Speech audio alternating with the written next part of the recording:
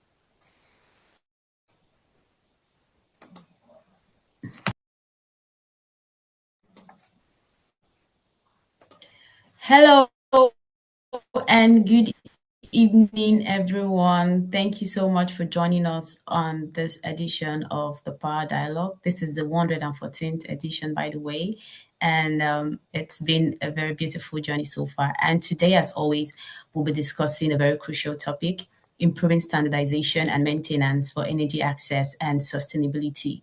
The objectives of the Power Dialogue will be to examine gaps in standardization, quality assurance, and compliance across renewable and solar energy systems. Would also explore practical maintenance and after-sale models that improve system uptime and also long-term sustainability. We'll discuss the role of local manufacturing and quality standards in enhancing reliability and reducing life cycle costs. We would highlight human capital and technician development as enablers of productive and sustainable energy use. And finally, we will identify policy, regulatory, and financing interventions that support maintenance focused and standards driven energy access. It's interesting to let you know that our panelists are ready to discuss and also share their insights on this topic. And I'll be inviting the moderator for the session who will be leading the conversation and also introduce the other panelists. But before that, please, during the conversation, you could drop your questions or comments in the Q&A box, so we'll attend to them as much as possible. Our moderator for the session is Chinedu Ogoliebune. He is an infrastructure consultant at Nextier. Hello, Chinedu. Thank you so much for joining us on this edition of the Power Dialogue and for agreeing to moderate the session. Please, dear participants, sit back and enjoy the session. Over to you, Chinedu. Thank you so much. Hello, Blessing. Thank you so much for having me on today's Power Dialogue. And I also want to say hello to all of our panelists present today and also our viewers who have graced us with their presence. As the first speaker earlier noted, we'll be looking at improved standardization and maintenance for energy access and sustainability. We'll be looking at what this means. We know for certain that we live in a country struggling with electricity, with energy access, meaning a lot of people do not have access to energy. So the goal is always how to provide energy to everyone, last mile electrification to the last customer, to the last user. And, this helps us as a nation to meet worldwide goals, such as the Sustainable Development Goal number 7, which aims at providing sustainable and reliable energy to everyone by at least 2030. So today we'll be looking at a lot of very interesting things, as my co-speaker has pointed out, relating to particularly the decentralized energy space. We know that decentralized solutions have been crucial in extending energy to end users, to people who are not usually connected to the grid, through things like the mini grids, solar street lights, and so on and so forth. So we'll be looking at not just how this has impacted their lives in terms of benefits. We'll also be looking at methods to ensure that we can move from a process of often corrective maintenance, meaning after the damage is done, we then move into what can we do to fix this, into more of preventive maintenance measures. Because preventive maintenance measures will ensure that the lifespan of these assets will last, will extend for the entire lifespan, and ensure that it is efficient and it provides reliable energy to those who are using it. So without spending too much time on this, I would like to go ahead to introduce the fellow panelists, the panelists on this session today, if that's okay with my speaker, Blessing. Okay. Um, on the panel today, we have Habiba Ali. Habiba Ali is the Managing Director and CEO of Total Renewable Energies, leading nationwide clean energy initiatives in Nigeria. SOSAI has deployed over 60,000 improved cook stores and 15,000 solar solutions, impacting hundreds of thousands of people. Habiba Ali has also been in the renewable energy industry since 2005 and has co-founded a lot of organizations such as the Development Association for Renewable Energies, where she worked as the national coordinator. She has also worked on the Clean Development Mechanism project for efficient cook stoves for Nigeria, the solar lamps assembly and sales training program, and the solar dryers for healthy food project. Habiba Ali brings a very extensive and insightful um, a very extensive experience to this panel, which I trust will translate into a very insightful contribution. Also on this panel, we have Chimobi Omeye. Chimobi Omeye is a renewable energy and policy professional supporting the development of mini-grid markets across Africa with focus on policy, regulatory frameworks, and market-enabling environments. Prior to this current role, Chimobi worked at NG Energy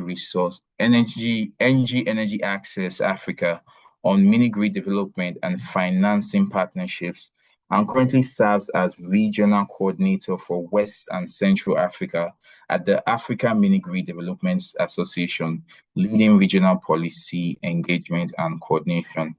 Finally, last but not least, the on the panel, we have Adane Wadibia Anyanwu. Adane is a senior public sector leader specializing in the critical intersection of infrastructure reform and social development.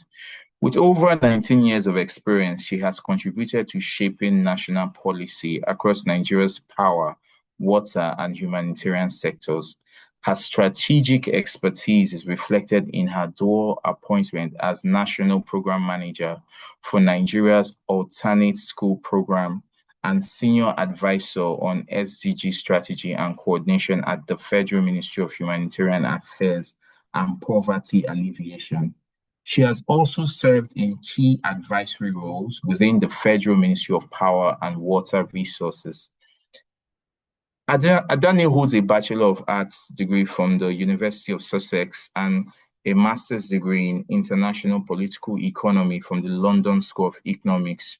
She currently serves as a senior manager at the Nigerian Electricity Management Service Agency, NEMSA. It's a pleasure to meet you all, our panelists. It's a pleasure to meet you all. Nice So to maybe meet you would. you, Chinedu. Nice to Thank meet you. you. Same here. Thank you, Chinedu. Thank you so much. Thank you so much. Thank you so much. So, today promises to be a very insightful discussion. As covered by my first speaker, Blessing, we'll be looking at a lot of different things relating to how we can improve standardization and maintenance for energy access and sustainability. So we'll be looking at the role policy can play, regulatory interventions, the role human capital and technician development can play, the role of what role does local manufacturing and quality standards play in enhancing reliability and reducing lifestyle costs. So I trust that to be a very lively and productive conversation. Once again, I want to say thank you to our panelists and everyone on this webinar today. So if it is okay, I would like to proceed to asking the panelists some questions. I have already given a preamble about what we'll be discussing today, but I trust that our panelists will be bringing their various expertise and knowledge to give proper justice to today's topic. All right. So, my first question will be directed to Habiba Ali. Kindly confirm if you can hear me. Yeah, I hear you good. All right. All right. So, my first question, Habiba, from a sector-wide perspective, where are we falling short on standardization and quality assurance in Nigeria's renewable and solar energy ecosystem? And what are the real-world consequences of these gaps for energy access and system reliability? Yeah, so thank you very much for having me, and nice to have everyone on the call. When we talk about what we are falling short when it comes to standardization, I'll speak from the point of a developer and for someone who has been in the industry for a bit. I would say that some of the things that we see that give me especially some sort of concern is the influx of solar solutions in the market, right? It's a good thing and it's also a bad thing. A good thing in the sense that now that means the adoption has really skyrocketed. People now appreciate solar. I always make an analogy to when I started selling solar lanterns, and people are like, no, it's not going to, it's still a long way away. People didn't trust you. And then at the end, they will tell you, oh, it's actually too expensive. Compared to now that I say also that when you're flying down any city in Nigeria, you see that almost all the roofs are dotted with solar panels. It's a thing of joy for me to see that we have gotten here, but at what cost, right? I think at a point, especially when the Nigerian electrification program started in 2020 or something like that, there was this, everybody like just woke up to the fact that solar is available and it can be gotten at a subsidized rate, and all of the incentives that were had been spread out in front of people, and everyone just at the on one hand you find that the consumers could see solar and could appreciate it, but on the other hand it meant that anybody could manufacture solar and Nigeria was the destination. And due to that, there was a lot of failure when it comes to standardizing some of the products. Of course, a few of us or a few people in the industry knew who were the good manufacturers, who were the good OEMs, who were the reliable solution providers, and all of that. But with time, it became that it became so dicey that selling for some of us was actually very challenging, because I remember going to one community to sell a very nice company's solar lanterns and home systems. They are very well known and they do very good products. And they were selling, say, for about 200,000 naira for a whole kit. And when you get into the community, you're marketing that and telling them, even thinking you are encouraging them by saying they can pay small, small using the pay as you go model. And they come out with a solar lantern home system that's 50,000 naira or maybe even lesser. And I'm thinking in my head, like, where do they get this kind of solutions from? How is it so cheap? And then a few months later, they come back to you and say, oh, that thing is not working again. And so you will now see that the influx of solar is a good thing, but at the same time is also something that could actually stab us in the back. And this is where standardization comes in. And what has been happening is it has been, I mean, like every other, like many other things in this country, if not for now, that things are beginning to see that they are changing a bit. It was a free flow of whatever wants to come into the country can come in. No one was stopping anything. No one was talking about how to standardize.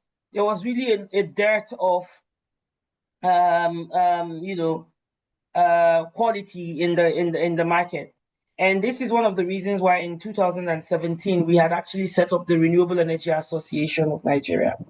And through the RIAN, we tried so many options of engaging with manufacturers, engaging with government, engaging with customs, different kinds, engaging, and we had a very big engagement with Sun. I remember at that time, so that they could actually come in and help us with all of those standards. The good thing about it is when the REA started the NNEP project, one of the biggest things they did that I think really helped the market and clean up a bit some of the space is some of the subsidy will not go to you if you didn't have at that time it was Lighting Global certification. Now it's called Verisol. And Verisol certification really helped to ensure that what was coming, because that's the only thing that was allowed on the platform. So if you really wanted to make value out of those subsidies, then you really needed to sell a Verisol certified product. And to be honest, to a very large extent, I mean, I can vouch for Verisol certified products for up to 90% of the time, right? And so yeah, this is one of some of the things that we see. And sorry, I forgot the second part of your question. I know I've trailed off a bit. Okay.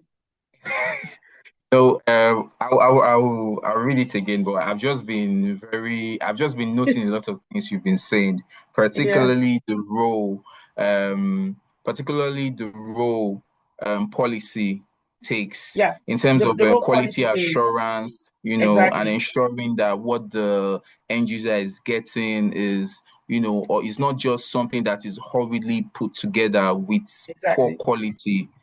Hmm. Okay. And it also So means that, it's not just even the policy, it's also about what are institutions willing to give up to enable these standards actually sit and take hold.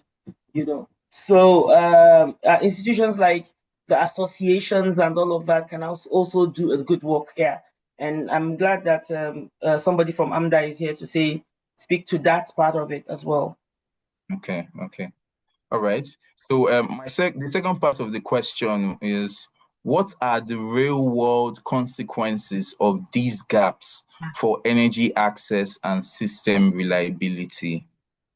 Honestly, at a point, I was scared that solar was going to die a natural death, because um, at the point, like I was saying, in those early days, you go back to a community a week or two later, and the systems that they bought, or sorry, a few months later, the systems they had bought so cheap and were even practically brandishing it on your face to tell you, oh, they could get cheaper, were actually being packed aside. And so one of the major consequences I even saw to that was, where do they then go? Like, what is the afterlife consequence? We didn't at that time, we didn't have a very good recycling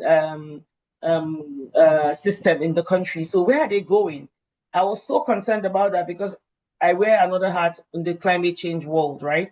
So that was quite concerning. Then another serious concern was people started losing faith in solar solutions.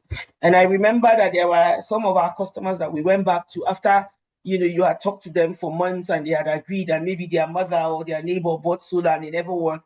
There's still somebody up till today that because her mother bought a very bad system, doesn't trust that I can do her a better system. So you have that, and that could actually, scar the market for us. And but fortunately, I'll add again, the coming in of some of these programs like the UEFs, the NEP, so many programs that were very strict about the quality of the products that were being used, enabled us to cross over that area and be able to say, this is a good product, this is what you are getting, and it will last you XYZ. So people, in fact, even the consumers now are very wise. People would ask you questions like, "What's the warranty?" Ask you like even from the pricing, some consumers will tell you this is not a good product. So I think some of the challenges are being crossed over, sort of. Yeah. I love the way you've put it. Like it or not, we still live in a society that depends on word of mouth. So if Mr. A buys a certain solar product and then he has a terrible experience, everyone he meets, he will tell them. And you know the saying about how bad news goes around the world twice as fast as good news. Exactly. And Exactly. I also liked how you mentioned that a lot of people now they don't just focus only on the cost alone. They ask Yeah. questions such as what is Yeah. the Mm. warranty and so on and so forth. This is just a testament to how much consumer sensitization has been carried out relating to solar products. Yeah. So I guess I'll say kudos on that one. Thank you very much. Thank you. Mm. All right. All Mm. right. So my next question is for our other panelists, Chimobi Omeye. Please confirm if you can hear me. Yes, please. All right. Okay. Mr. Chimobi, across West and Central Africa, standards exist, but outcomes differ widely. Where does the breakdown usually occur in design, enforcement, market initiatives, or coordination? And how can the sector fix this at a systems level? Thank you, Chinedu. And I agree with you that standard is never a problem. When you look at Nigeria, when you look at West Africa, even the Sahel, and let me say Central and even overall Sub-Saharan Africa, we are very good on having standards, well written, very bold, very clear. I think the issue is on the enforcement. It's Enforcement. Yeah.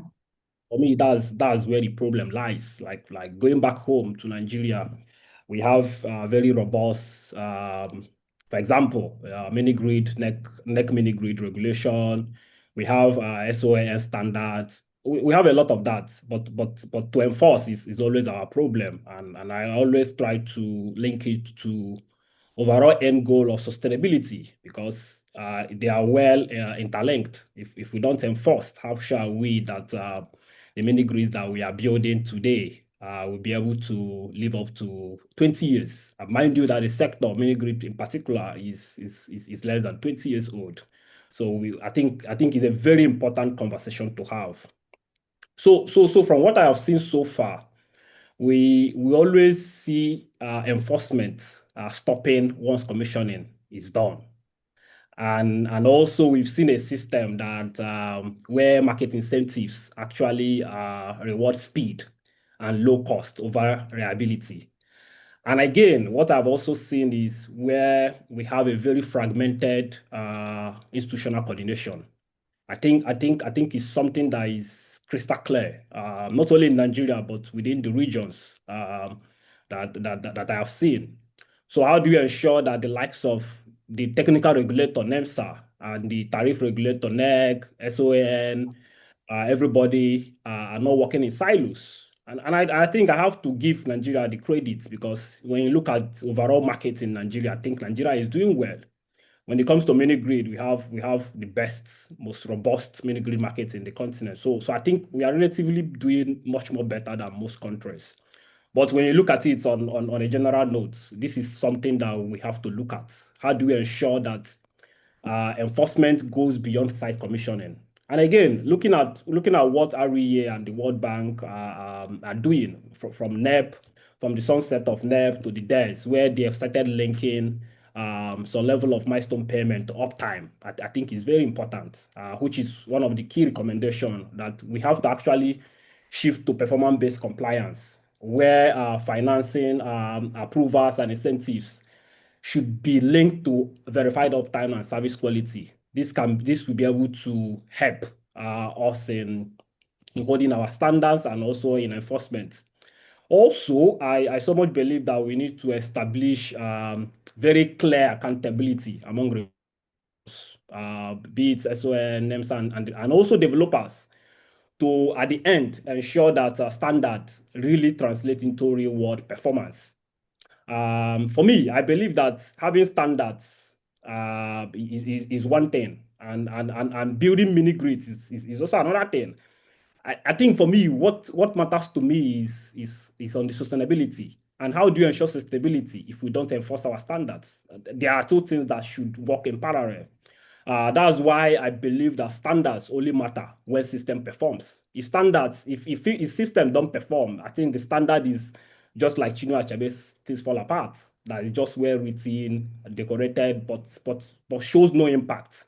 So everybody must be held accountable, be it the developers, be it the government agencies, the regulators. It's something that should be dear to everyone's heart, because like I said, what the question that remains is what will happen to these mini grids, what will happen to these systems 20 years and beyond. And that's why we must ensure that our standards are enforceable, are implementable. It's not something that just well written and documented and placed inside a library. It must be enforceable. Yeah. So let me stop at here. Thank you. Okay. Um, Chimobi, I will say you actually hit the nail on the head when you mentioned that the way forward is not just, writing up rules or regulations. The way forward is enforcement and proper sector coordination.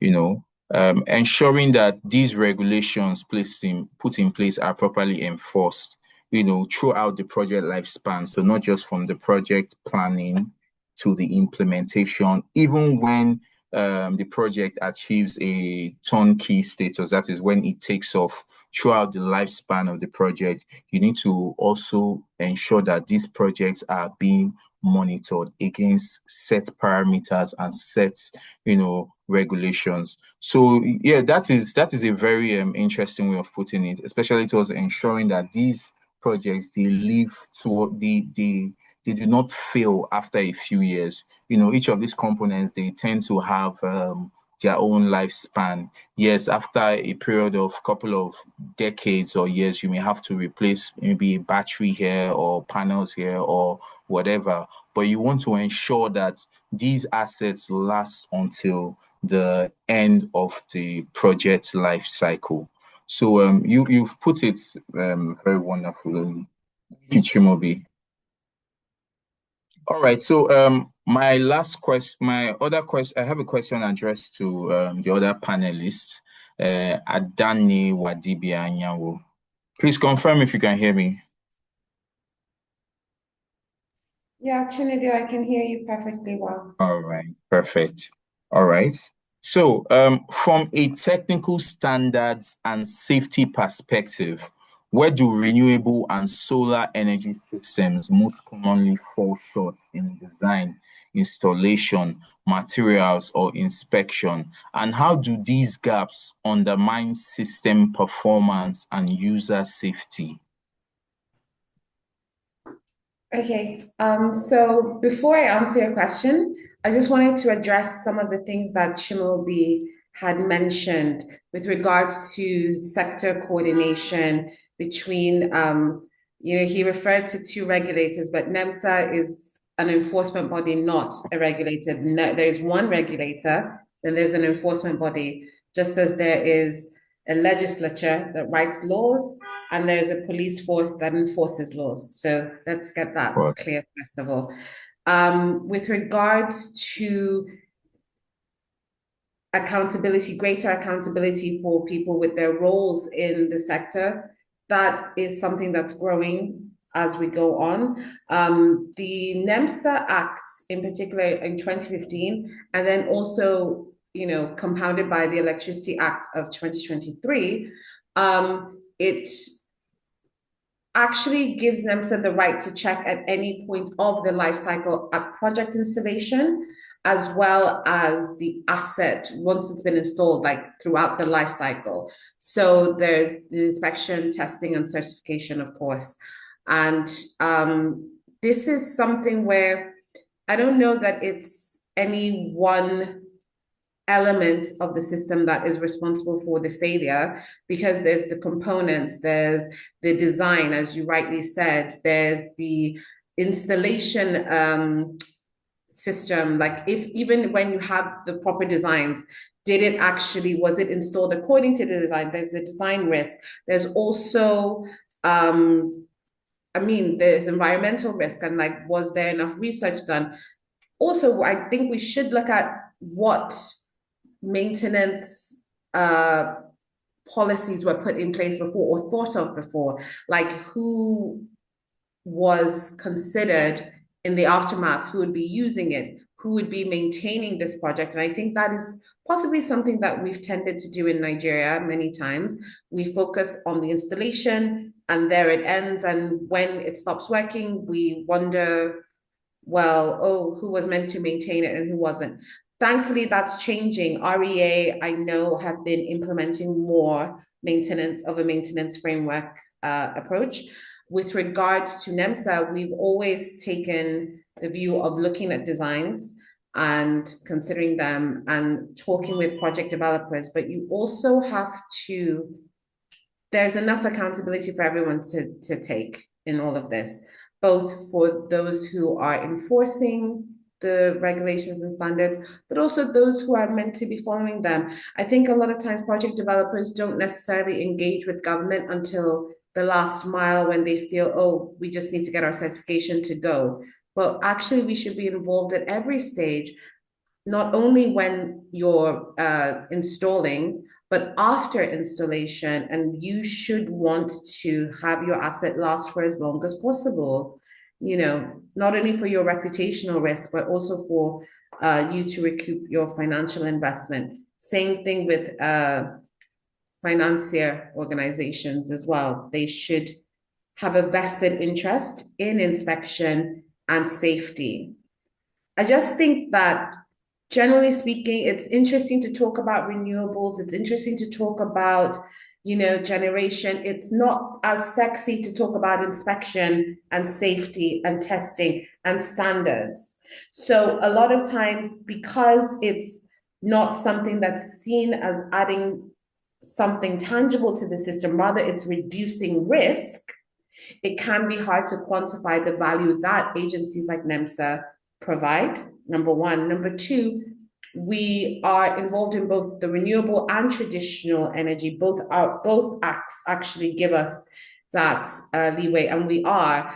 And from end to end of the value chain, from the components, making sure that the components have been NEMSA certified, they get tested. We have 19 field offices across the country, and we work very closely with SON. We work very closely with customs.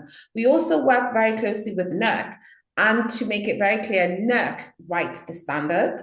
We merely enforce them, but we do have joint committees where NEMSA inform them to a certain degree. We give feedback on what's going on in the sector. But I think that it's up to all sector players to take an approach to maintenance and a view of, it can't just end at the installation. What are we doing over the long term to ensure that these assets last? What are we doing to ensure that we're reducing risk? And to that point, NEMSA, we signed an MOU with NICOM, that is the Nigerian Insurance Commission. That was February of last year.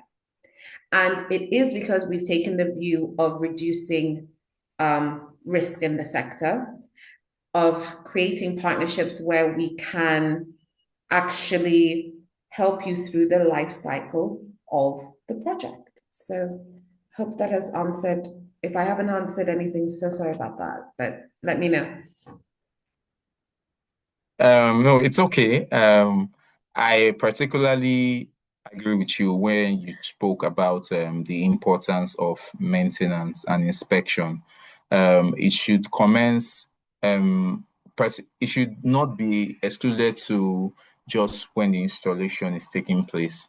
I am of the view that it should extend to the how are these materials procured, how these assets procured, them meeting the right standards, then the planning for the mini grids, is it up to standard, the quality of research done for this. If you are dealing with solar mini grids, for example, you want to see, oh, what study was done, what was the solar irradiance, things like that. The construction phase, want to ensure that the construction is carried out properly and up to standard. Then when it is in operation, we want to ensure that, preventive maintenance and regular maintenance is also carried out. So yeah, Adani, you have your hands up. I just wanted to add that we also certify installers, so all electricity personnel actually. So again, not only are we doing our part in terms of, making sure that they have the requisite technical skills, but developers also need to make a point that they're only going to hire that. Development institutions need to make a point that they're only going to fund projects that use NEMSA certified electricity personnel.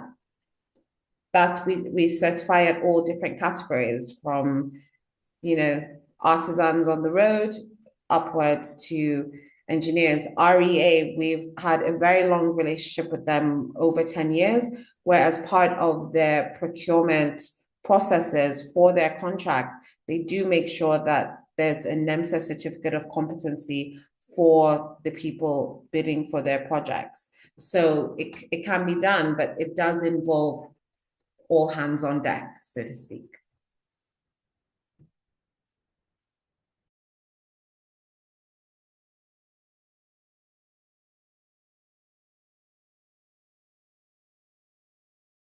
Looks like Chinedu is frozen, eh? Hello, Blessing, maybe, yeah.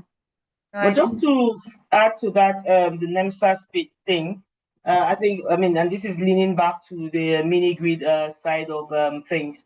Definitely, I remember when we finished our very first mini grid in 2016. At that time, I think even the NEMSA was not looking that way yet, and there was no standards. Nothing was on ground really. This was 2016, so we just built the mini grid, operated, and all of that. Only for me to build another one, and it was commissioned in 2022, I think. And everything that I had to do, I was like, when did this happen? It's a good thing, right? I had to have my staff were now had to be NEMSA certified. Another one had to, when we finished building the grid, they had to come to site and check out everything from safety to products to everything. And I really liked that because it made me also start thinking, okay, next site, you have to be sure that everything is in place. So yeah, I just wanted to reiterate that from a developer point of view, it's not just you saying it because you work from there. It's also like this is the real deal. Well, thank you to Adami and Habiba. I'm sure it's on Google today, especially from those of our audience members who didn't really know a lot about NEMSA. All right. So my next question will be directed at Habiba. Confirm if you can hear me. I can hear you good. I think you are the one struggling with your internet. I hear you very well. Okay. Okay. All right. Based on your work with end users and distributors, what practical maintenance and after-sales service models have proven most effective in improving system uptime and ensuring the long-term sustainability of renewable energy systems, especially in underserved communities? So for me, I would say, the good thing about most of these solutions when they go to these underserved communities is that they come at this either leasehold payment or pay as you go options. And that also makes sure that you're in the life of your customer, whether you like it or not, because That's one way that you can ensure to be paid. And so if your system has a little bit of a problem, your customer is reaching out to say, oh, my system has stopped working or one of these things. So that monitoring opportunity, and that's another thing that even the RE and most of the programs coming into work in Nigeria now are insisting have to be part of your whole package as a developer. Your system has to have some monitoring platform to it. Your system has to have, you also have to give at least a minimum of, I think, a year or 2 years warranty. What are your after sales services that you're offering? You have to be very detailed about it, and you have to state it even in a written form.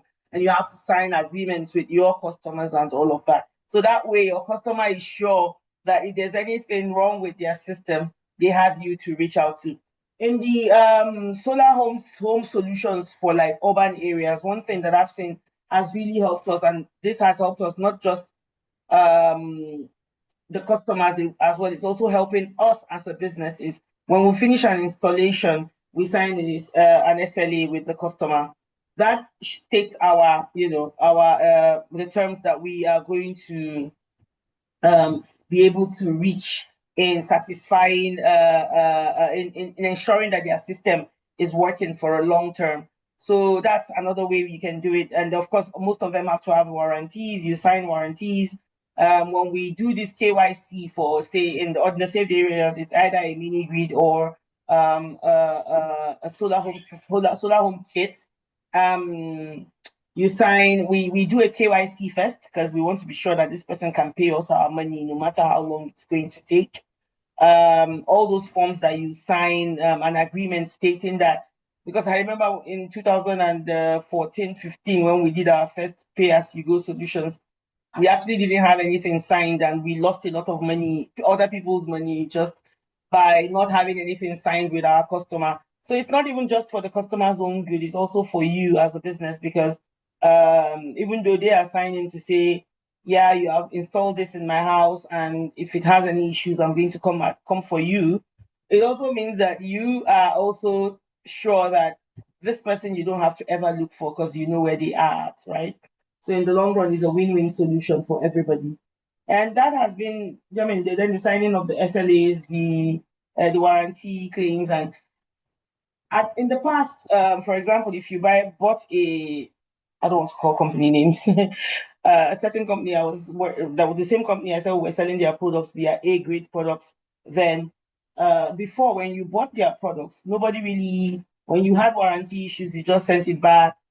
They also didn't really have standard ways of doing it. But I've noticed now that if we have warranty issues, we have to fill a certain form online, upload it to them. Then they will now send a way to tell us a way to send it to their place.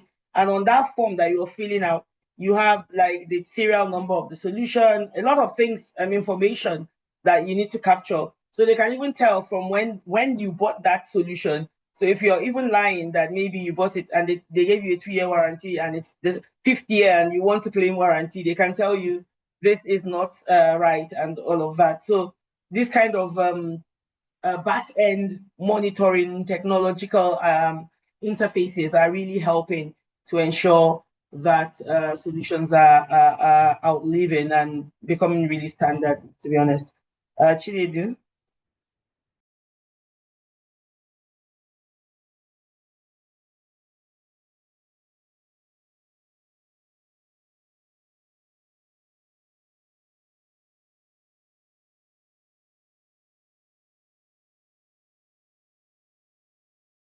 I think we lost him again. He's struggling with his internet. I may Yeah, recommend that one of the next tier people jump in, maybe Blessing or someone, and we can take it forward. okay, thank you so much. So sorry, I think it's trying to reconnect. So I'll just pose the next question to sorry, excuse me. I'll just pose the next question to Chimobi. Um,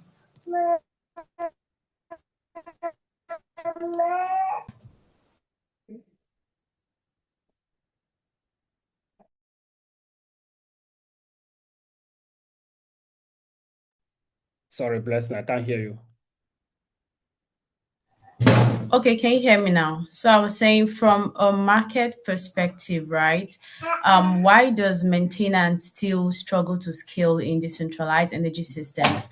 And what commercial or institutional models can make maintenance financially viable rather than an afterthought? Yeah, thanks for that question. And so basically, I think I will start by saying that generally we have a very poor maintenance culture in this part of the world. I don't really think it's a Nigerian thing. I think it's more like an African thing.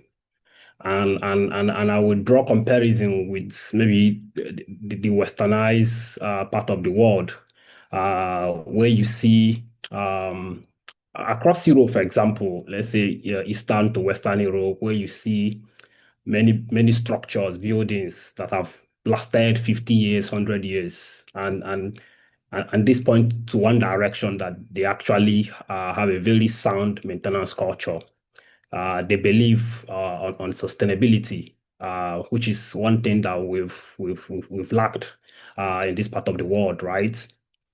Also to link this to another sector, before I delve into it deeper, is looking at the because I'm a fan of football. Looking at the state of football in Nigeria, for example, when you see the stadiums that we have. Recall that we hosted the Under-17 World Cup like 15, 17 years ago. But right now, as a country, we have only two CAF and FIFA accredited stadiums. And for me, it's even one, the Godswill Akpabio International Stadium, because I believe that the Abuja Stadium is nothing to write home about. A stadium that was built with more than $90 million. So I think we have to establish the fact that there is something lacking, that we have this bad culture when it comes to maintenance. That being said, when we look at the sector, I think what has happened over time is that many people have taken maintenance as an option, not as an important rudiment of the business. And when this continue to happen, what do you get? You get moribund systems. You get systems that cannot deliver 90% uptime, especially with respect to mini grid operation. So we need to look at this on a sectoral level. Also, we've seen but just to throw more light on why this is difficult, right? Because it's expensive. But I also believe that it's much more expensive when you have a total system shutdown. So why don't you just have a culture, have a model that take charge of early maintenance, no matter how little it is, before it escalates to a very deadly problem. So another thing that I've seen is when what we've seen on tariffs, typically prioritizing capital recovery, uh, and also have to acknowledge the fact that rural area system are dispersed. Yes, making it very expensive and difficult to coordinate. We have to acknowledge that fact. But looking at the models, I believe that there are models that can actually make this to work. And many developers are already doing this, and also looking at the different RBF programs that are already implementing putting some structures in place. One of them is portfolio level O&M. Where you have one company maintaining multiple sites efficiently. I think this has successfully worked in the country and even across West African region. Then the second is our maintenance as a service providers, where they offer shared expertise to multiple developers. This has also worked. I think Mrs. Habiba made mention of remote monitoring when he was addressing the second question, which REA has made mandatory. I think is very important, where when you ensure that you have remote monitoring and predictive maintenance just to reduce emergency costs. This has excellently worked in the mini grid sector when you look at Nigeria generally, because you can be able to detect one or two issues immediately through even if your base is in Abuja and your site is in Kano, you can actually detect it, and it will help you to save thousands of dollars in some cases. Then I will end with result-based financing, which is linked to some of the programs that we have, which links payment to uptime, which has also ensured that developers have funds for maintenance because they are being paid based on the level of uptime that they keep. This is also being implemented, if I'm correct, with the current DES and also across some of the other RBS in the region. So just to summarize, I so much believe that maintenance must be embedded in revenue models. I think that's one of the quickest way to solve this problem. Once it's captured in the model, you have the finance ready. We have to discourage that idea of being an afterthought. I don't think it will help the sector. It will further put the sector in a very bad note. Then I also believe that policymakers and financiers should support this by linking RBF, just like I've mentioned, especially subsidies to verify system performance. If maintenance is taken as optional at the long run in any business model, I can completely bet that failure is inevitable. So we have to first of all change that cultural mindset as a people, and then try to come up with models that can actually make this possible and also affordable. Thank you. All right. Thank you so much, Chimobi, for your eloquent response. I had a bit of a network challenge, but I believe I was able to get the major gist of what you said. I like the fact you emphasized on the role of maintenance. You know, as a sector, we need to move from a something went wrong mindset to how can we prevent things from going wrong. That is, the role of preventive maintenance cannot be overemphasized. I also liked the fact that, you mentioned various models that can make maintenance financially viable instead of an afterthought. You know, a lot of developers and installers, they may want to look at it from the mindset of, what is the operational expense associated with carrying out regular maintenance. Recently I was watching a video online about a company that carries out washing of solar panels. A lot of which is a very crucial thing when we're speaking about mini grids, especially solar mini grids. A lot of people they think when you just install solar panels, for example, you just leave them like that. But when they accumulate dust, it reduces the efficiency, how much energy is able to produce, and so on and so forth. So this just I just love the perspective you've brought to this, and also emphasizing how maintenance is very crucial. So thank you, Timobi. My next question is for Adani. Please confirm if you can hear me. Yeah, I can hear you. Okay. Many renewable energy systems are compliant at installation but deteriorate over time. How should maintenance and after sales practices be better structured to ensure continued safety, reliability, and compliance throughout a system's life cycle? We just want to get your take on this because Moby has, given us his own perspective on the role Yeah. maintenance can play. So you can just come in and, give us your own take, especially on the after sales practices. How can it be better structured to ensure continued safety, reliability, and compliance throughout a system's life cycle? Thank you. Yeah. So I'm at NEMSA currently, but like I said before, I've had experience across a lot of different ministries, humanitarian, water, even oil and gas at some point. So what I would say is that I wouldn't approach it from just one angle. One, have you involved communities from the very beginning? And so what you're seeing is that if you listen to Habiba, she, sorry, the mosquito. Sorry. Okay. So Okay. if you listen to Habiba's answer prior, what you had was that she was telling us about the pay-as-you-go systems and how she has the repeated contact with people over time once she's done the installations, right? So Yes. beforehand, during, and so there's constant feedback, there's constant communication, they're constantly involved. And that has tended to build that trust between them all, correct? Yes. Right. So now, and then we have Chimobi who talks about, okay, well, if we're doing it as result-based financing, then, you know, your money is going to be tied to the results. So obviously you're going to focus more on having more moments of uptimes. And I think Habiba had mentioned moments of uptimes as well. So not to use a belabored phrase, but the thing is to look at things holistically. How is it across the whole value chain? Are we having communities involved? Are we making sure that there are penalties when expectations are not met? Are we making sure that everyone is sort of on the same page? Have people bought into it? Not only project developers, but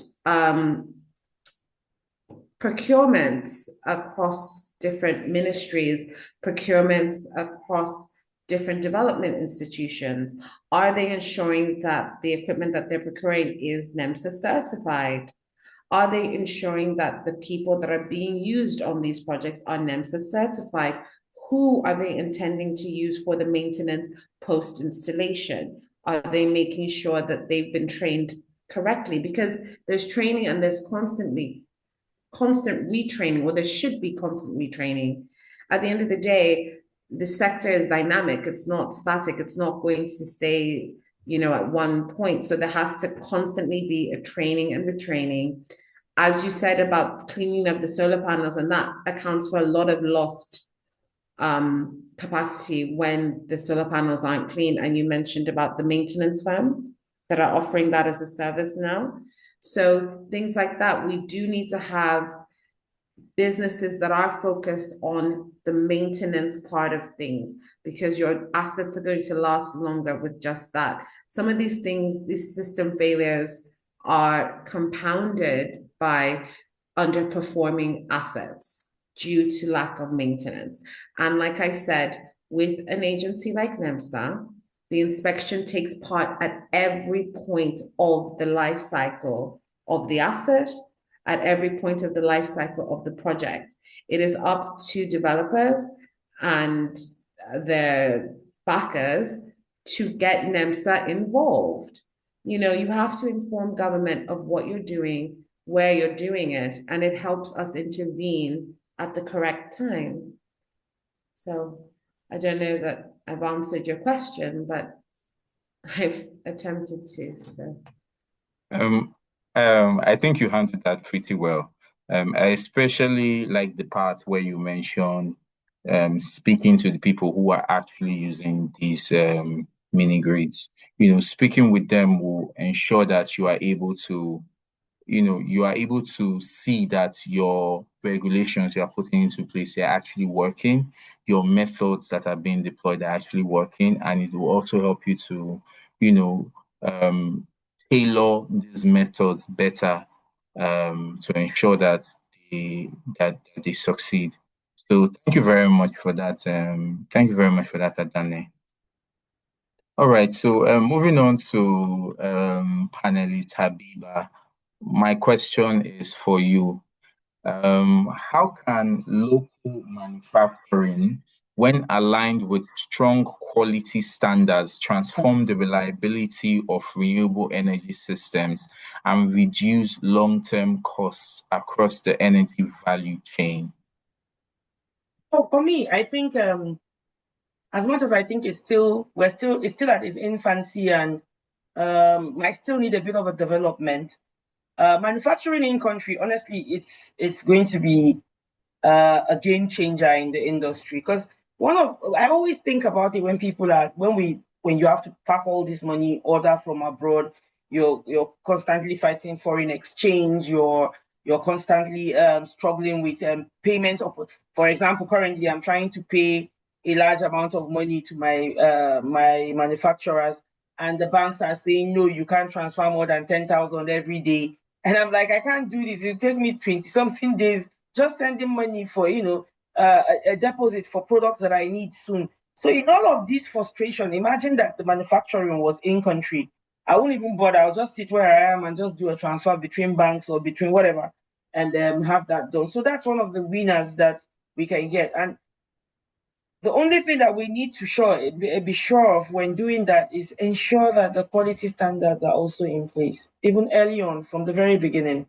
It's one thing to just stamp a SONCAP approval on top of a document, manufacturing process. It's another thing to ensure that you go through the process to look at the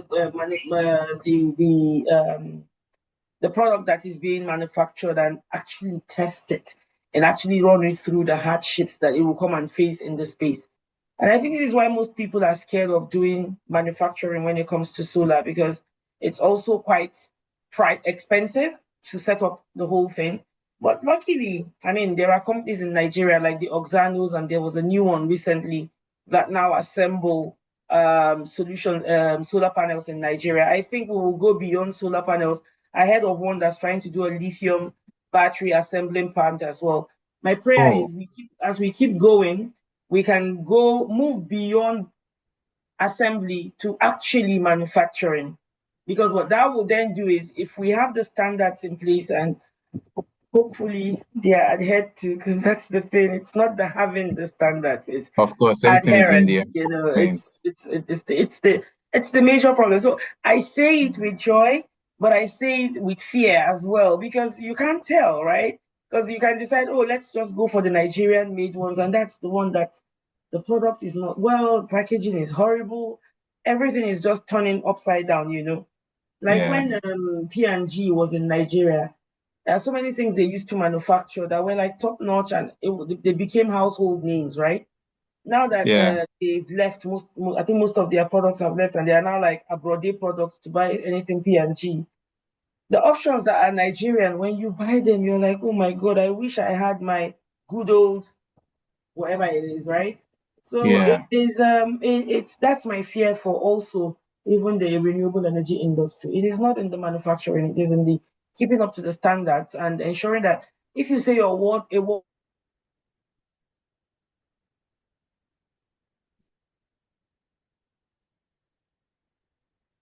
What is happening now? Yeah, I think we've lost her. Yes, it would seem so. It would seem so. Right when the conversation was getting really interesting, it's like she said, if everything is in place in terms of proper policies, proper enforcement, quality assurance in terms of, renewable energy assets being produced in Nigeria, it will actually be very beneficial because number one, we would not have to deal with the risk associated with currency devaluation, where let's say because we know these projects are usually very capital intensive. They usually cost millions of dollars. You know, um, currency devaluation could mean, the amount you require for your project investment increasing by a couple of tens of millions in just a few days.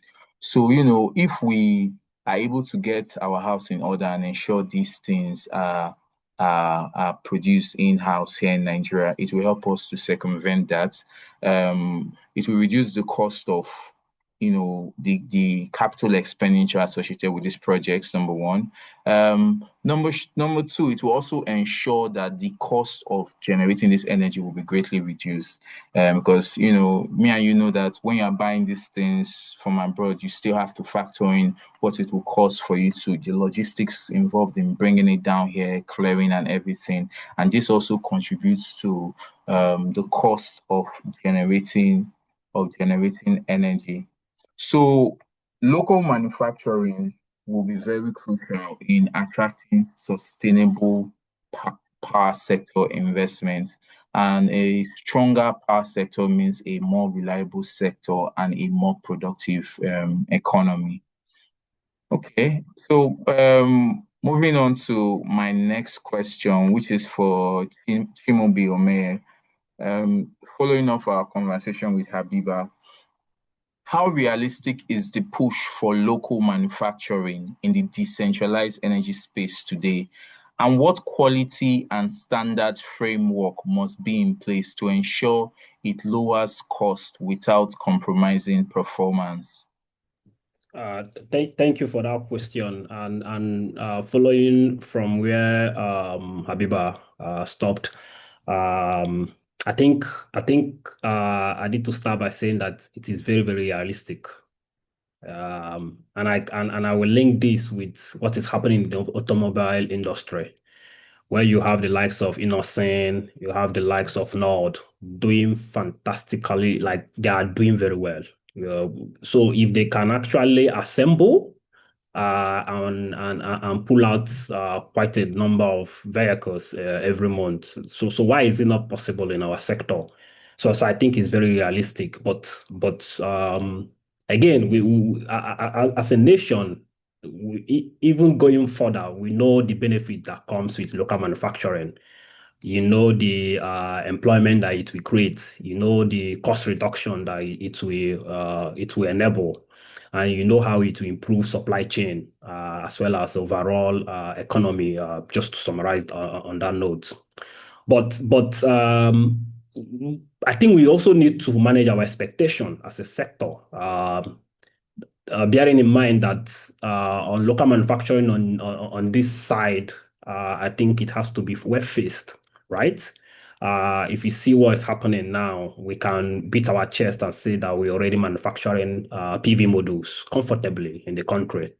We can beat our chest and say that we have local mounting structures that are made available, and we have meters, we have cables, which Coleman and the likes, and I always hear that Nigerian wires are even among the best. Some of the best in the world. Yes, I've Some of heard that as well. Yeah, so which saying that we are not doing bad. It's just that we have a lot to do. But generally, I think we are trying as a people.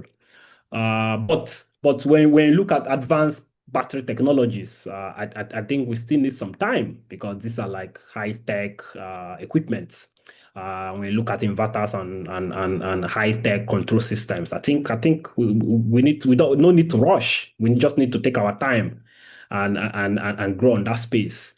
Looking at what is happening with overall lithium deposits in the north center, especially within Kogi State, Nasarawa State, you will see that the direction is already moving.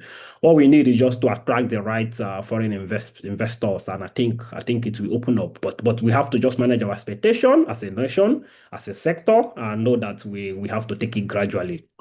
But generally, I also believe that we have to also look at some risk, especially linking it with the first question on standards. How do we ensure that our enforcement is strong, just to allow our enforcement is strong to discourage substandard entering into the market? I think Mrs. Habiba made mention of this. But generally, what are the required quality and standard frameworks? I think we need to make sure that our enforcement, especially on product certification and testing, is top notch. We have to get that 100%. Otherwise, you see equipment locally made that will be a disgrace. That will be a national disgrace.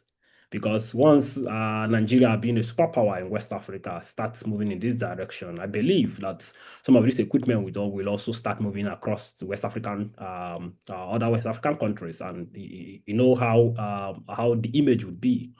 So also we need to align our national standards with international benchmarks, which I think they have to flow in parallel. Also, I also believe that we need to reform procurement rules to consider life cycle performance. I think is a very important quality and standard that we need to also put into consideration.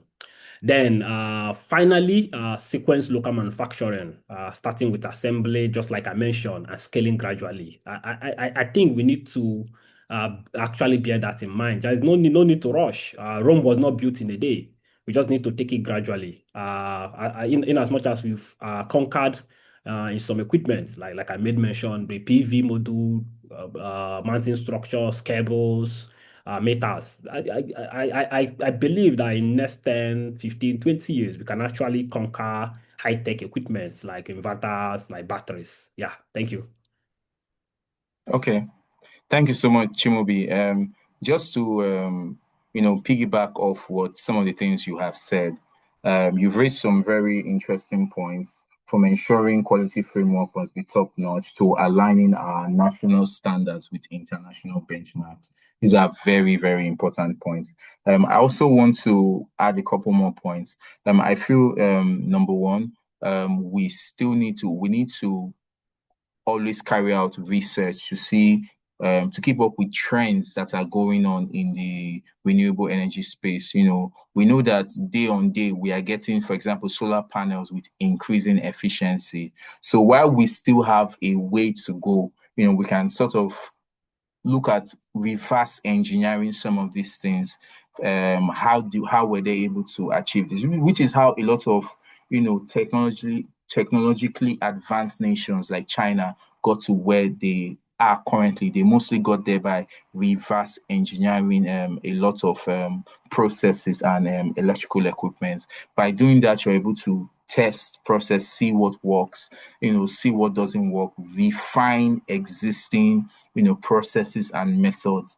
That way you are able to even come up with your own way of doing things. And we won't be surprised if we go by this. It won't be a surprise to us that maybe in the next 10, 15 years, we're talking about leaders in the renewable energy space. Or we have the US, we have China, then we have Nigeria. I would not be surprised, if we have that in a couple years' time. So thank you so much, Chimobi. Um, my next question is directed at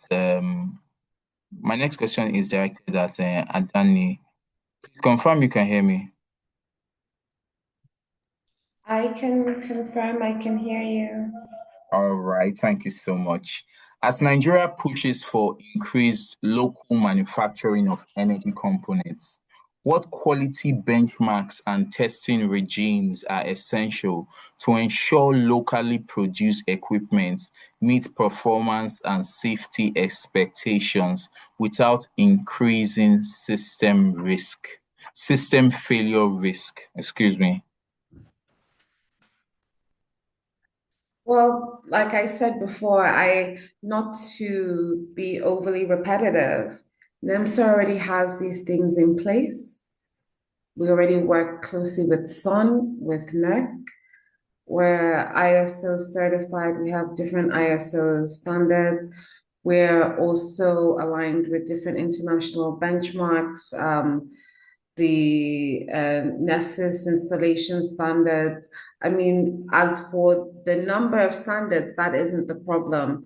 I understand that the issues that are being brought up is more of an implementation issue, in which case aligning to the gaps there, that is a case of, if we can recall, SDG 17, which is about partnerships, correct? And working together. We all have a different role, as it were, to perform. But there's an interesting theory called hegemonic leadership theory, right? Not to bring it, I know it's not exactly a power thing, but just stick with me for a moment. So the theory is that for you to be a hegemon, even though you have to be powerful in your own right, you need people to also choose to follow you, and they have agency and power in that dynamic. So it's not just that you are yourself a powerful person, a powerful actor, but you also have followers that are willing and interested in following you. That is what contributes to your power. So to bring it back to NEMSA, the power sector generally, while you can have all the right standards and you can be doing all the right practices, unless all the actors involved are following on their own path, on their own part, and actually adhering to that, actually recognizing the certificates, actually agreeing to only work with people that have proper certification, only purchase goods that have proper certification, checking in with the NEMSA website to see which providers have the proper certification, where you can get proper installation. So unless both sides are doing their part, it's going to be limited and there will always be gaps, you know. So I'm not as varied in what I'm saying as the other panel members, because they have maybe more interesting things to say, but I will go back to the same sort of boring bureaucracy, which is that we all have to put hands together and keep, you know, recognizing that testing, constant retesting, inspection, certification goes beyond just getting, you know, you pass the finish line, you go off, but you need to come back, testing your assets, making sure that they're okay, making sure that they're safe. So same thing, really. It's quite consistent. All right. Thank you, Adani.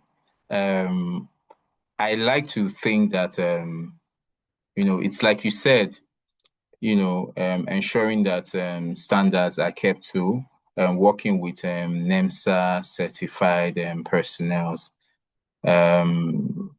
Thank you so much for that. It's like you said, I think I'm just going to move on to the next panelist. Habiba, please confirm if you can hear me. Mhm. Okay. As we advance sustainable energy access, how vital is investment in human capital, particularly technicians and installers, and which gaps must we address to build a resilient professional workforce in the Mm. sector? Well, the gap we must cover ensuring that as the technologies are advancing, the staff are also advancing alongside.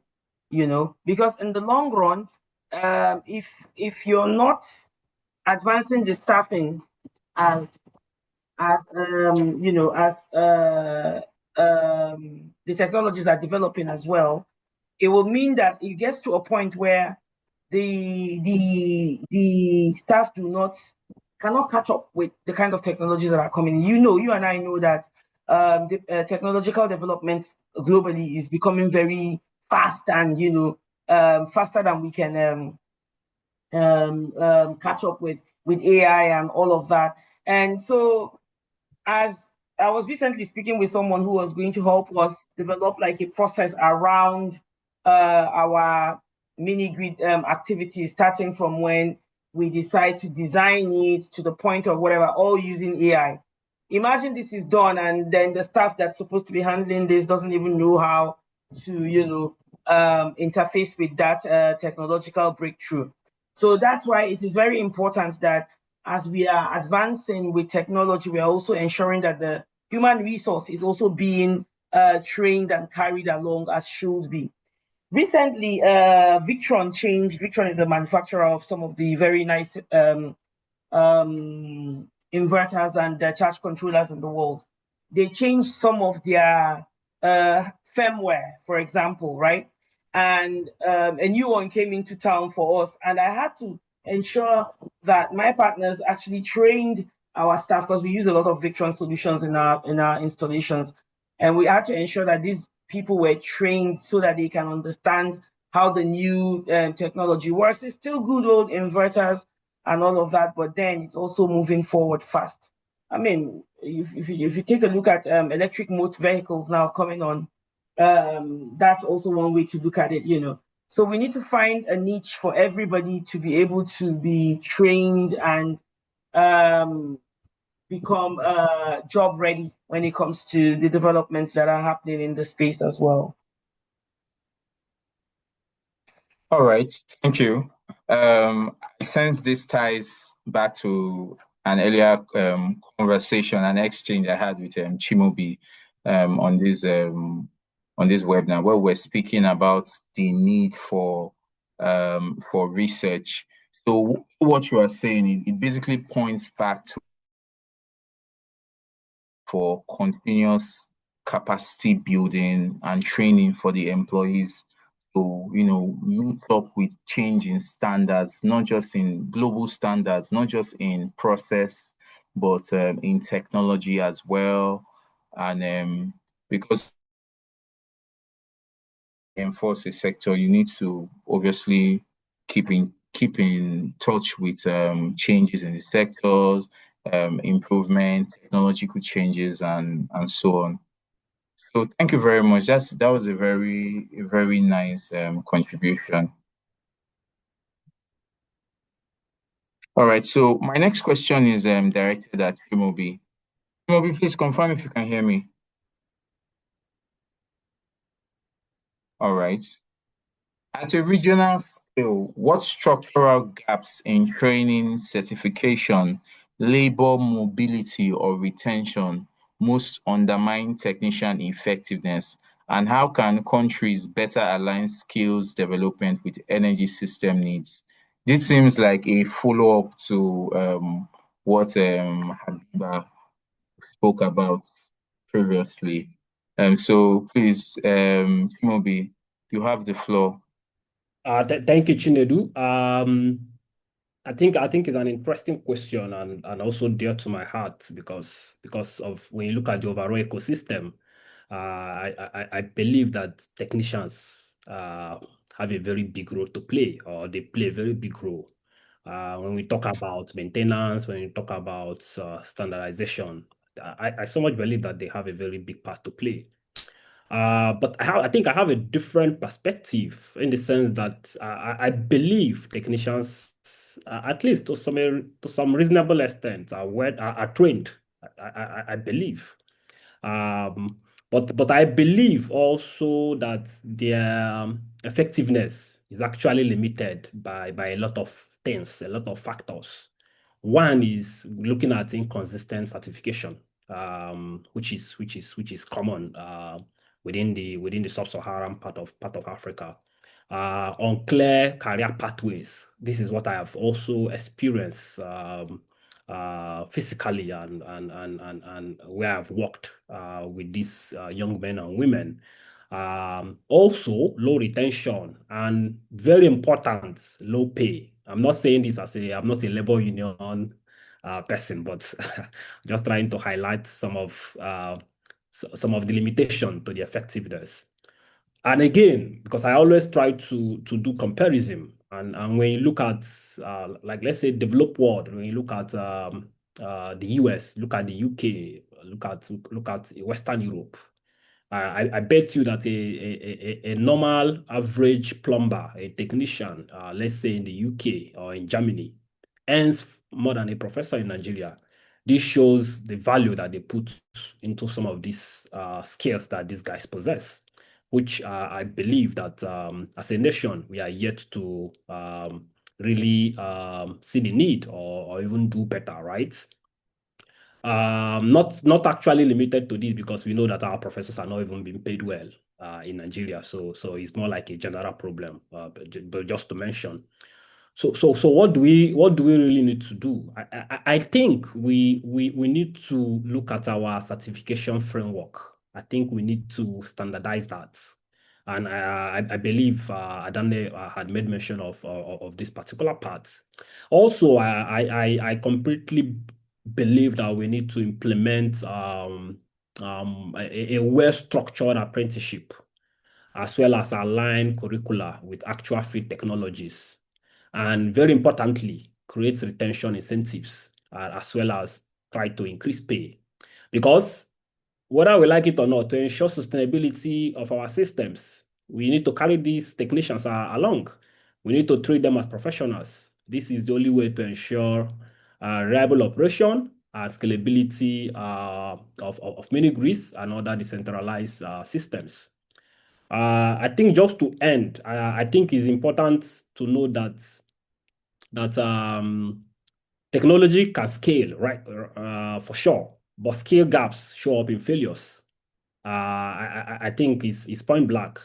That if you don't, I think it's Habiba that mentioned that if they don't go hand in hand, there will be a lacuna somewhere, which we overall pause the journey to full sustainability to energy access in the long run. Thank you. All right. Thank you so much. You've raised a lot of interesting points, especially regarding inconsistent certifications. And this directly ties back to what Habiba, spoke about previously, about making sure the training that they receive is consistent with world standards.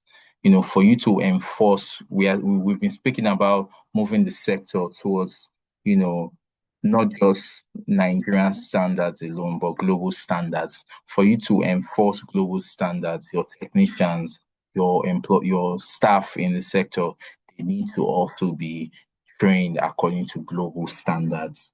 It goes hand in hand. Thank you so much for that, Timobi. All right, my next question is directed at Habiba. I'm here. I'm here. Okay, sorry, give me a second, please.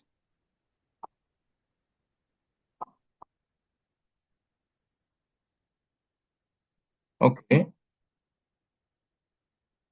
At a regional scale, what structural gaps in training, certifications, labor mobility, or retention most undermine technician effectiveness? And how can countries better align skill development with energy system needs? So, you're meaning that at a regional scale, what is what? Sorry, I lost you for a bit. What are the Well, gaps I got in I training? trailed off. Okay, what are the Okay. gaps in training, Okay. certifications, labor mobility, or employee retention mostly undermine technician effectiveness?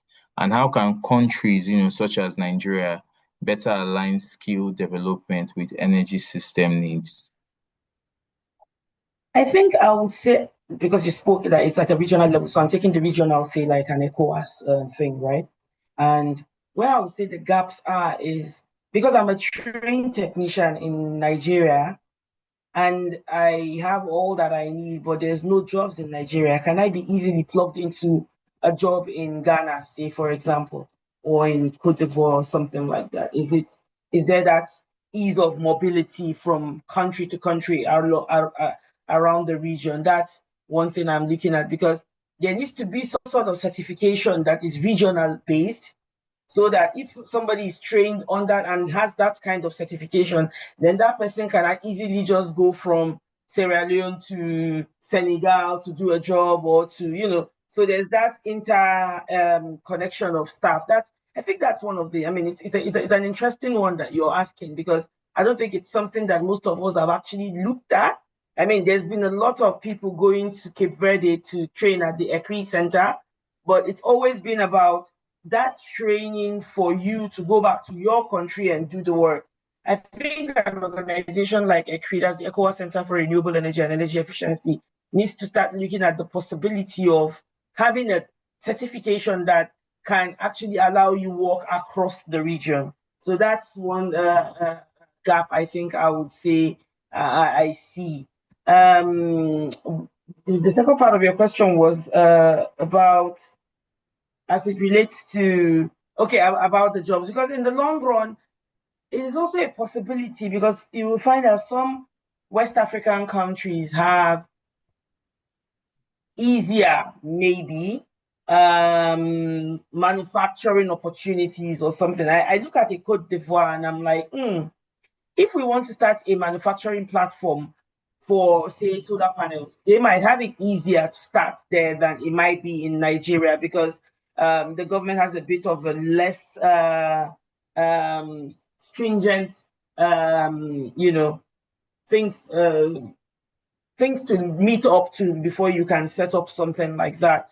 So if we had this regional certification that allows you to be mobile across the region, and you have that certification, and this manufacturing industry is there, then it's easy for you to adapt that solution anywhere you find it across the region, right?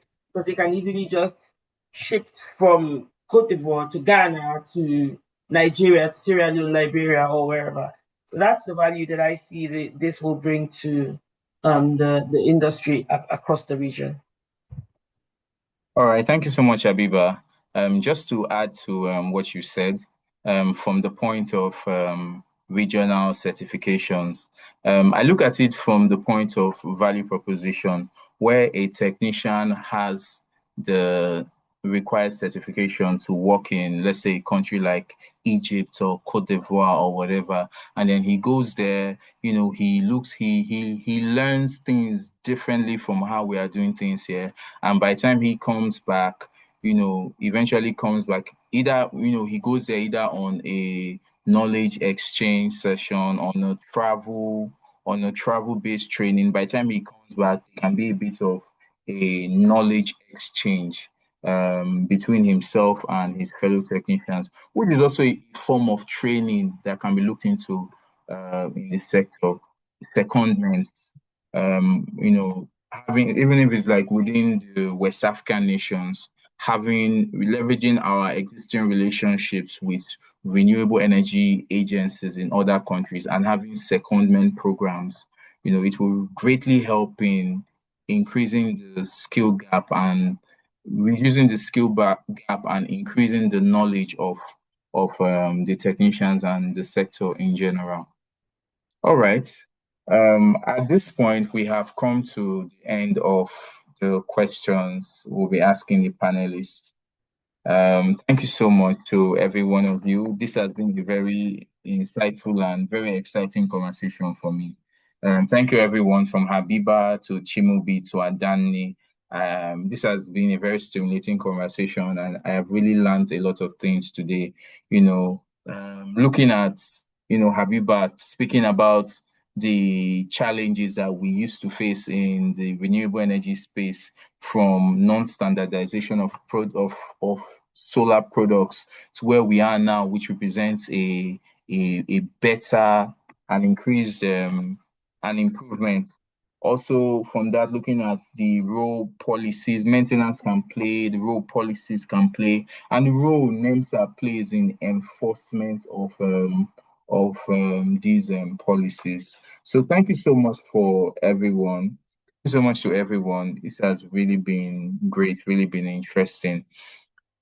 So, at this moment, we'll be moving forward to the audience participation. The audience will be allowed to ask questions.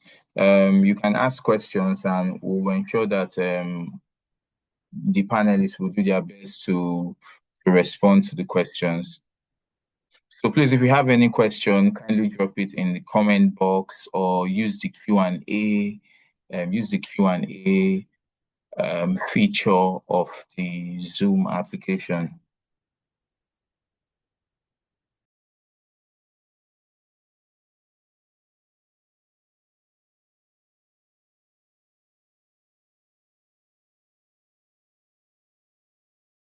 So while we are waiting for the audience to ask their questions, maybe we can just go from panelist to panelist. Maybe if you have a closing remark on this very interesting conversation, I'm sure maybe you can go ahead and give us your closing remark.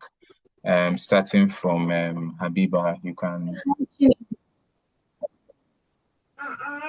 Sorry, Okay, thank there you are very like much. two questions. Okay.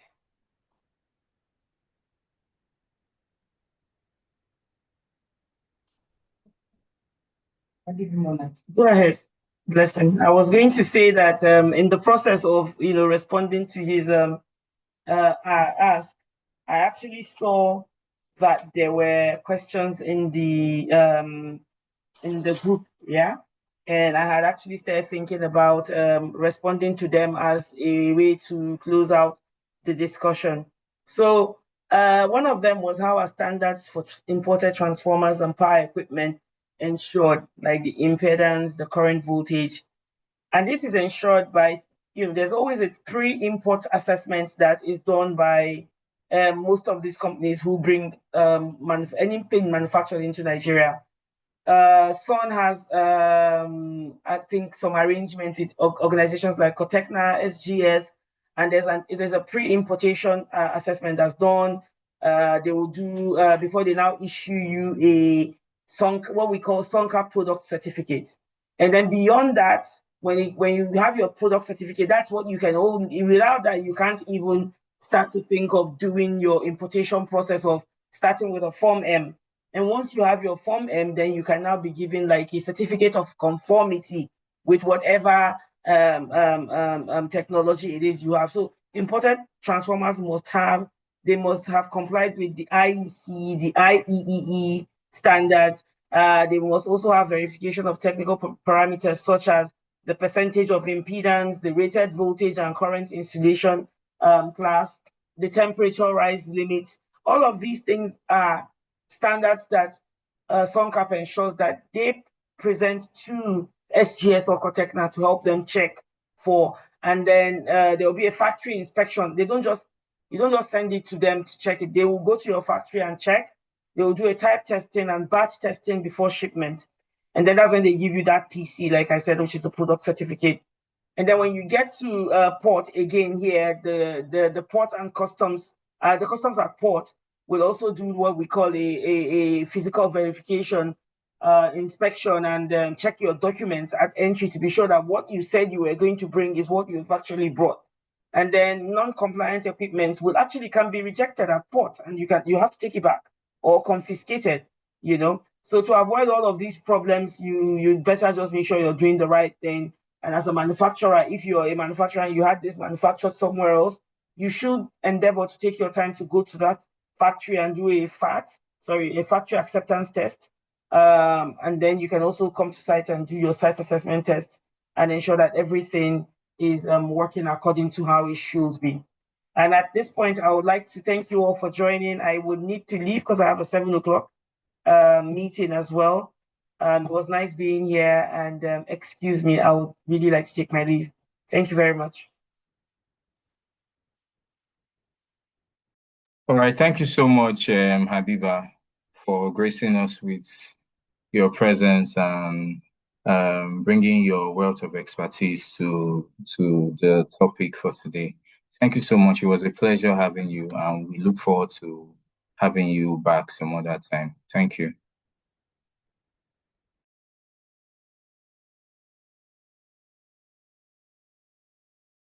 All right, maybe our other panelists can give us some closing statements, if they have any.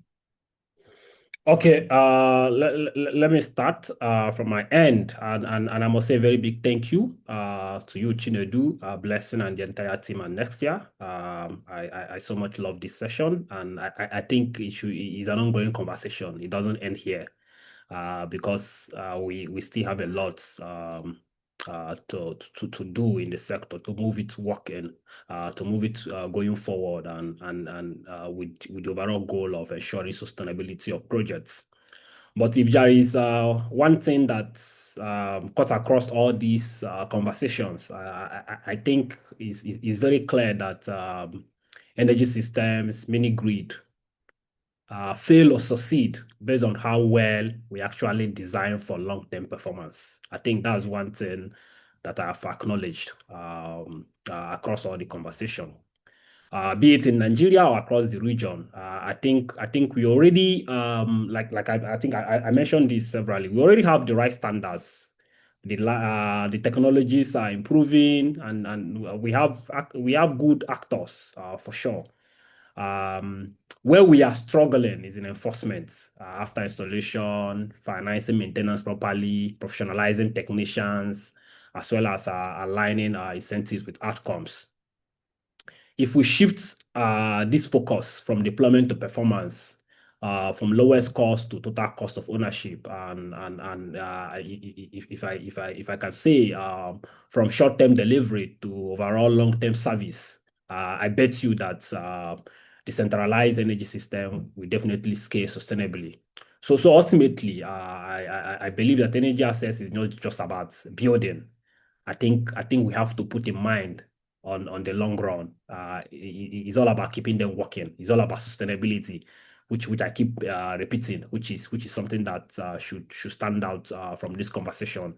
How do we pull together all these factors and ensure that looking in the next 20 years, looking in the next 30 years, that we still have this mini grids in this local village in Sokoto, in this local village in Akwa Ibom, in Plateau, still working, because that will point to how serious the nation is and how serious the people um, are, right? So I think this is what actually stand out for me. And like I said, it's an ongoing conversation, and very, very happy. I think I've learned a lot from other panelists, and I think I'm always ready to have this conversation going at any time. Thank you so much. All right. Thank you so much, Shimobi. And I would say the feeling is also mutual. I have learned a lot from our panelists here today. So thank you so much. Adani, do you have a closing remark, closing statement you would like to put forth? Yeah, so thank you for being such a wonderful moderator, Chimobi, and helping to put some of, at least for me, my points into very succinct and apt statements. Blessing, thank you so much again for the preparations before the talk. And also thank you to Next Year for inviting me.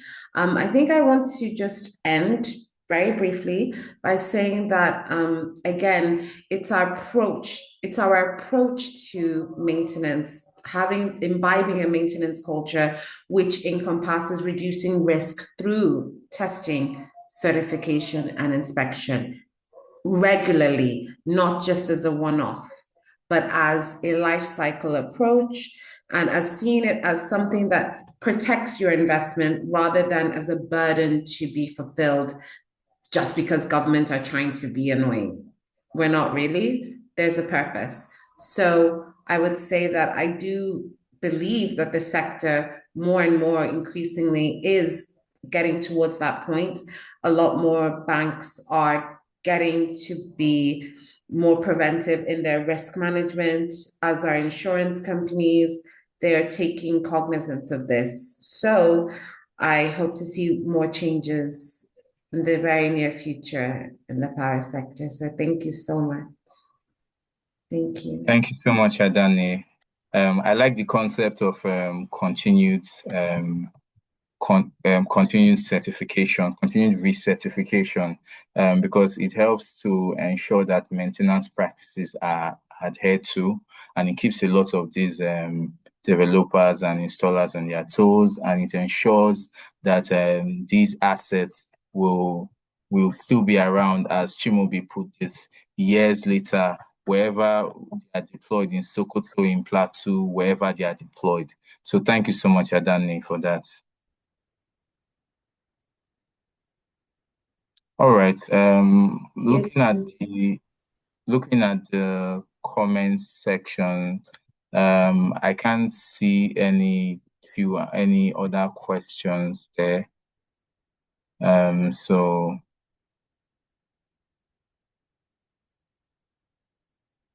perhaps I should just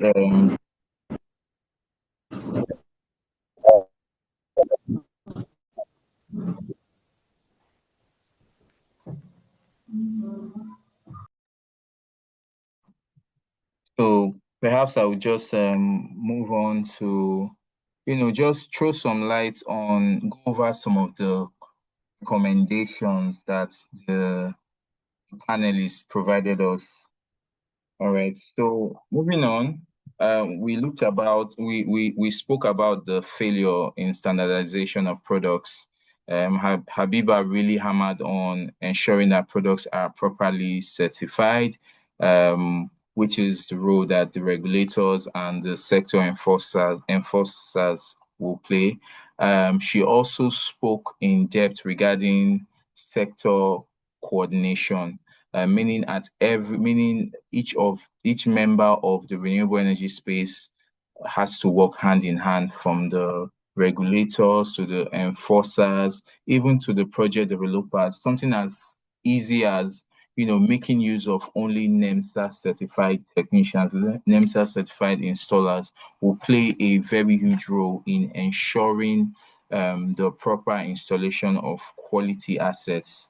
We also looked at multiple components that contribute to the failure of these systems. We looked at it from the point of poor quality assurance. We also looked at it from the point of we need to ensure that the policies governing these processes are properly enforced, from the procurement to the supply chain to the installation and so on. We also looked at the benefits local manufacturing will have. By this, we meant local manufacturing of solar panels, of batteries, of inverters. What benefits will they have? Currently, the panelists spoke to the fact that we currently have a couple of solar PV companies in Nigeria, and we also spoke about the fact that some of our other assets, such as cables, being produced in Nigeria, is actually one of the best in the world. So we spoke about some of the benefits of local manufacturing. We looked at things like improved employment.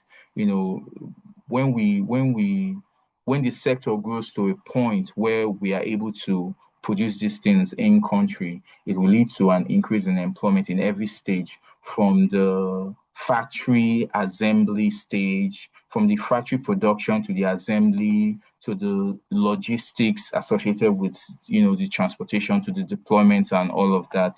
Um, we also looked at the effect it will have on the economy, positive boost on the economy.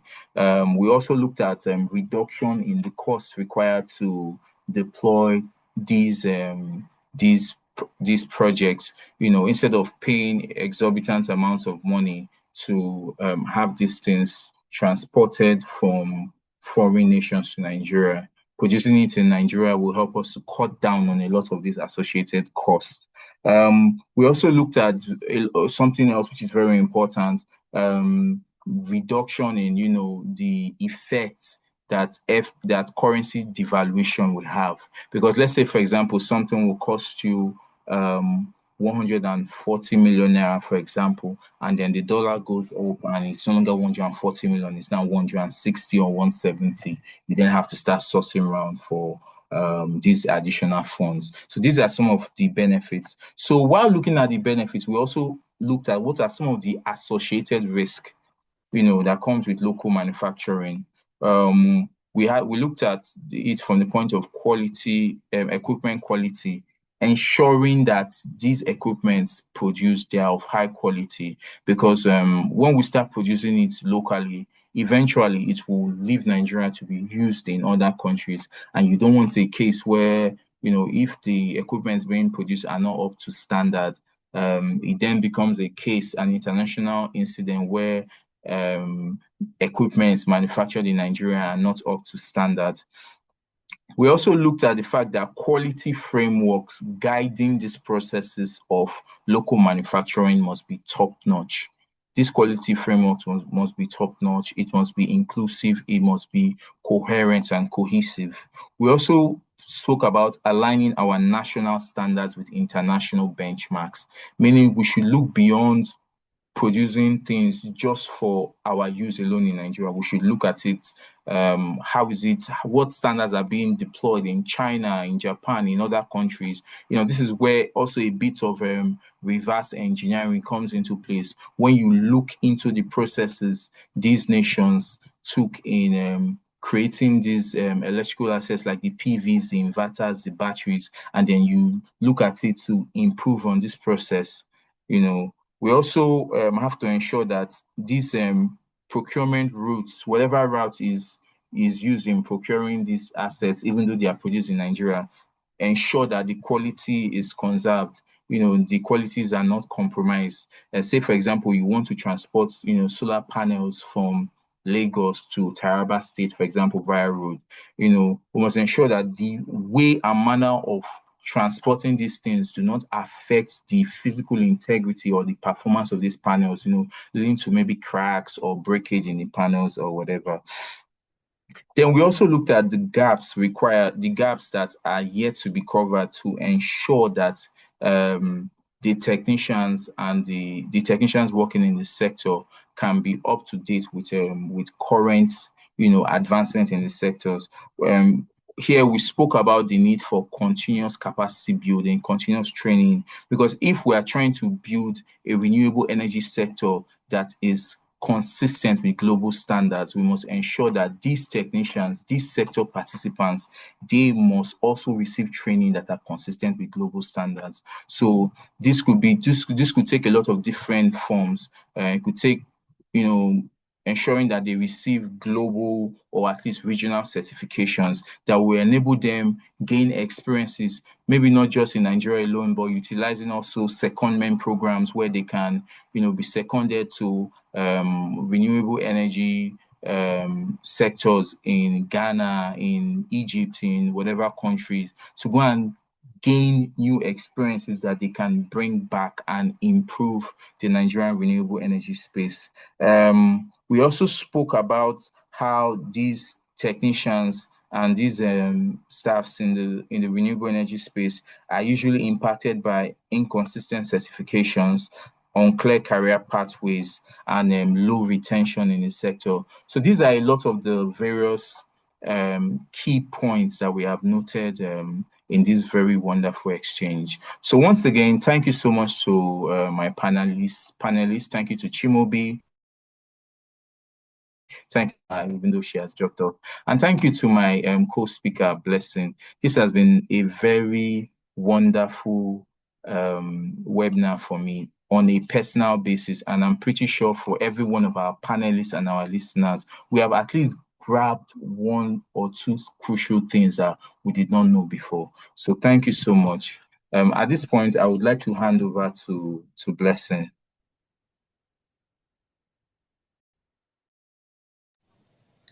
Thank you so much, Chinedu, for the expert moderation. Thank you for, holding up the conversation so intelligently. And thank you to our panelists.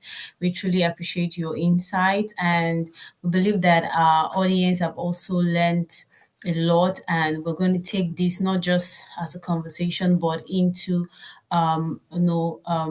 implementation, which it has been the crux of the issue. Thank you again, and I will see you in February at the 115th edition of the Power Dialogue. Do have a lovely evening, everyone. Thank you so much. Thank you. Bye bye. Thank you, everyone. All right, bye.